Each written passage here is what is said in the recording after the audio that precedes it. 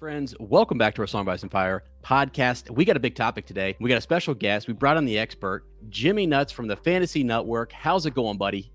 I mean, I'm talking a Song Bites Empire with two of my best friends. How much better could I really be, guys? Come on. Right? I know it's good. It's a good time. It is a good time. On the screen right now, I have the official logo for the new Game of Thrones show coming out. Title Snow. I just want to put this out there. It looks pretty sick, to be quite frank. Look, this is from it's even from Kit Harington himself, right there. You see that? It's there's no check Facebook mark page by the page or anything. But, it's not verified, but I mean, maybe he didn't go through the James process. Hibbard. See what he thinks. Right. Yeah, well, right. Yeah. Oh my God. But yeah, no. So friends, we thought we'd bring Jimmy on. I think we were, what was it? A couple weeks ago, we were on your channel, just kind of talk. This broke a couple of days before, right? The stream.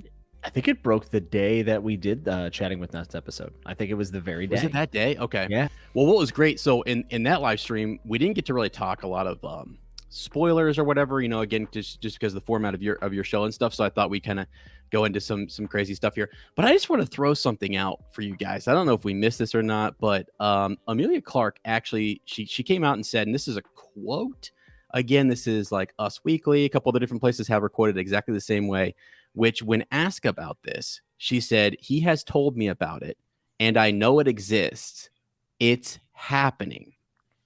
It's happening, is what she said. I just want to throw, I don't know if we missed that last part. Like, it's happening. Okay. So, and then confirmed. I mean, it's like actually confirmed. And so the other piece is that like it's lined up perfectly to create all of this buzz. I mean, do you guys not think that it's like creating like an internet buzz? Really? I mean, it was the #1 trending thing everywhere. There we go. So like going into House of the Dragon, it just almost seems like if you could have leaked anything at any one particular time, this would have been a great time to do it. It's just like, what would it be, a month and a half away or something? And yeah. Do you kind of feel like it's overshadowing House of the Dragon a little bit?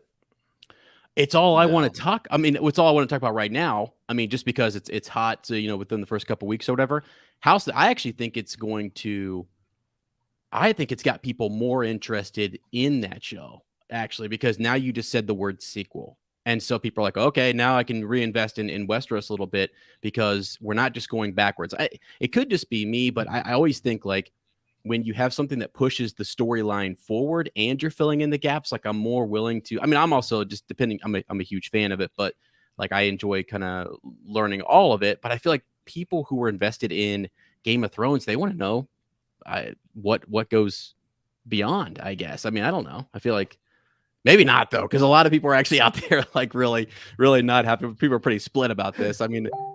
I guess I would think that they would want to know more about this story. And I have two elements today.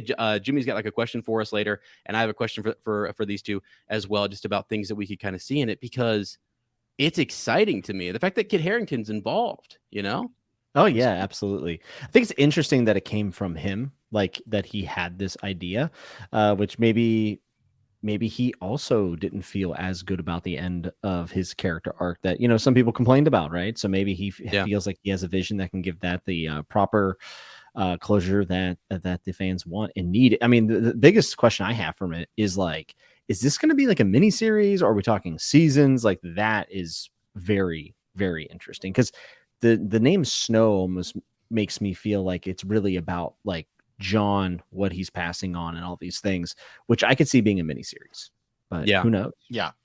Right. Just because it's focused around him, and then he would be the core of the show, right? Because I mean, we still have the idea that Sansa, no one's confirming. We have little to nothing on it, just an announcement or whatever. But I like to sit here and think that his sisters might get involved, and that Bran down in King's Landing and everyone might at some point become involved. It might not be that, it might not be that at all, but.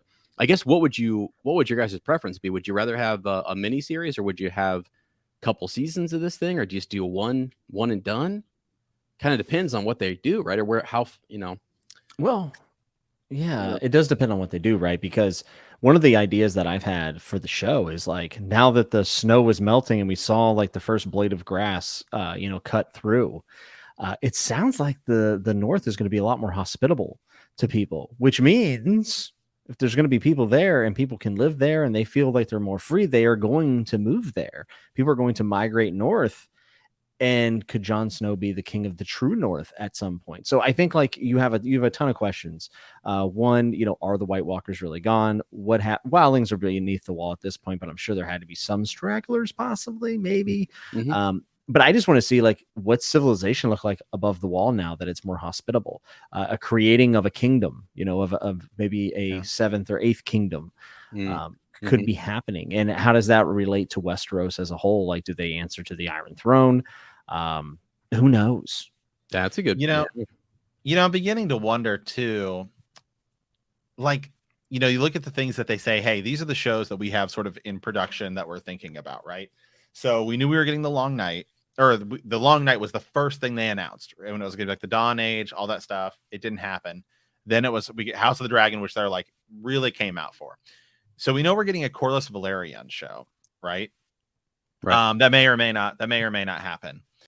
I guess what I'm sort of thinking about here is they're supposed to be doing the one that is the sort of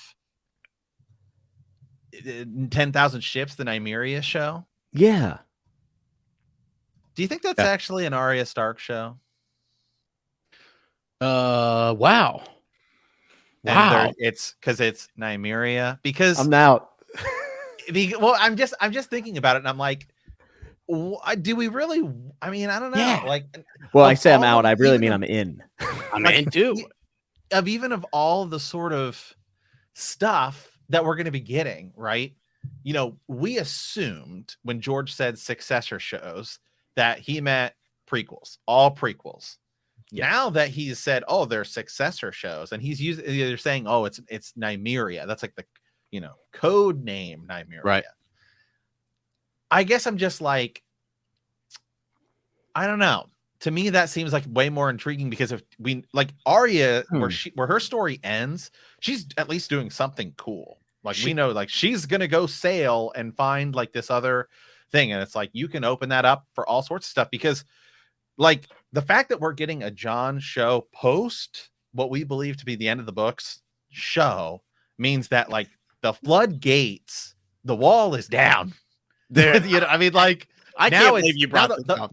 Now the possibilities are literally endless. I don't think like we've really. I don't think I've really like thought about it. We're just like, oh, okay, it's just going to be a sort of maybe self-contained story about Jon, but it's like no. This is like, I don't want to say Star Wars sequels because the sequels are bad, but it's almost like, right, if we erase the Star Wars sequels from our mind, and it's like so we did the prequels, right?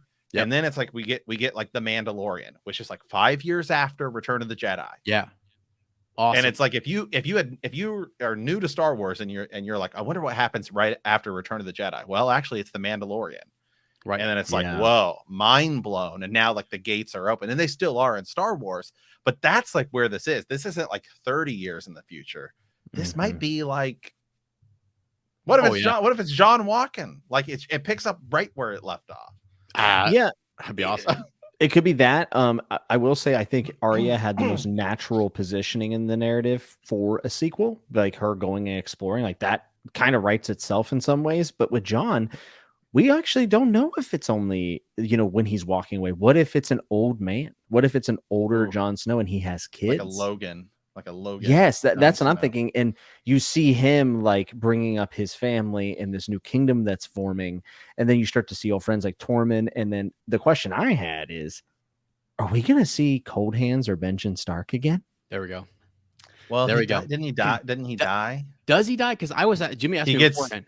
I can't remember because I'm more fresh with the books right now. So Cold Hands sees Jon for like a second, and it's when Jon is like running away, and it's when they're like being attacked by all the whites and stuff, and when they go to get the white to bring it back to the dragon pit, and he runs in, and then you literally just see him run into this like army of whites. But did he make that's it?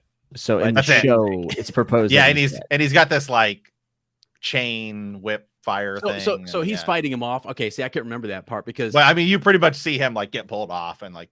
But who knows? He might be immortal or something because he's Cold Hands now. Or can we just switch it to the books where Cold Hands isn't Benjen Stark? That'd be great. Yeah, dude. I mean, let's just do a little retcon.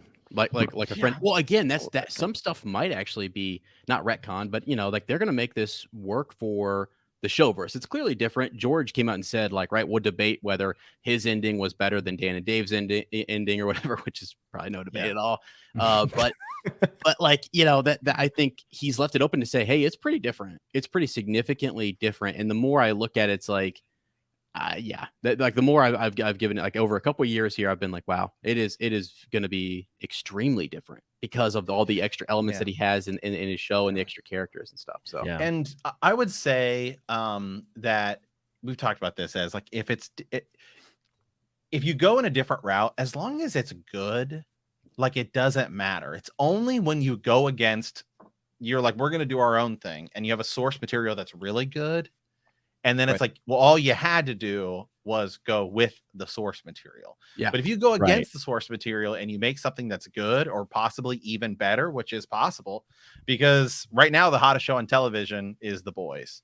And let me tell you, I started going back and looking at some of The Boys comics, and they are awful. I'm talking like it sucks. I didn't even know they had wow. Okay. Oh yeah, it's all based off an actual comic. I mean, it's not very good whatsoever. The show goes in almost entirely different direction and is like so infinitely better, it's like hard to fathom. So there's nothing to say that, hey, we're going to go in a different direction than the books because this stuff isn't written yet. As long as it's good, it doesn't matter, right? I mean, the Mandalorian went way away from the sort of, you know, extended universe or then at the time Legends, but was sort of canon Star Wars, and redid it, and it's great, and so it works. Yeah, if you as long as it's good, it's all you got to do. And I don't think anything about the things that we're getting into now will never be written. Like I really don't see George doing stuff post A Song of Ice and Fire, the main 7, right? I just don't see it happening. So I say have at it, and let's judge it for what it is when it comes out. Well, do you think it's part of the 7 though? The Jon Snow stuff? Nah, I don't think. Do you think it's potentially the scourge, whatever the scouring of the Shire. So if scouring of the Shire, here's my opinion on that. And I have heard this before, so this isn't a totally original idea. But you know, we've always talked about like the White Walkers being the final act in the books, because in the show it felt like the White Walkers were a footnote. I've kind of walked that back a little bit, and the reason being is the fact that a lot of people believe that George's kind of homage to Tolkien is going to be the fact that while they're fighting the big bad, you know, Saruman, you know, goes and scours the Shire. Well, Cersei will come back from Castle Rock to take the Iron Throne as they're fighting this Omega battle, which makes her so much more of a coward and deceitful than all these things. And then when the battle's over, they have to go overthrow they have to go back to the remnants of the city. And I do think that actually checks out with the way George does things. I think it would be done much better in the books than it was in the show, but I think that's the scouring of the Shire moment, except she will answer for it. So Jimmy, what you just showed, I mean, so like in season 8, right? I've always wondered, why did they do the events the way they did them, right? Mm-hmm. Why do you have the Battle of Winterfell, and then why do you go down to King's Land? Why I think they were missing her leaving. Yeah. Right. Which we've all theorized that she like Casterly Rock, and that she might go there. And I think that they didn't have the mechanisms to put her at Casterly Rock, also like sets and stuff, right? And I think that was the piece they were missing, among other things, right? Like things like Fagon and et cetera, et cetera. And you just have to wonder, like, I know, as you said this, like, are we going to see Fagon in this show? Like, who knows? But one thing that we will definitely see is like the fallout of Jon Snow handling the fact that he did kill Dany. Yeah. And for as much as everyone wants to talk about how it was executed and stuff, I thought that was a very compelling piece of television when it happened. Yeah. Whether or not you like it like that, how they got there, or whatever, I did think the moment when Jon took Dany's life was very compelling and a great moment. I mean, sad as hell. We are now going to see the mental turmoil of that and actually get to see that grief processed. And I think that is one of the things that made Game of Thrones really special before was, seeing the fallout of the Red Wedding, seeing that trauma played out on screen in our characters like Arya. Well, we're actually going to see what Jon feels, and I think that that's pretty cool.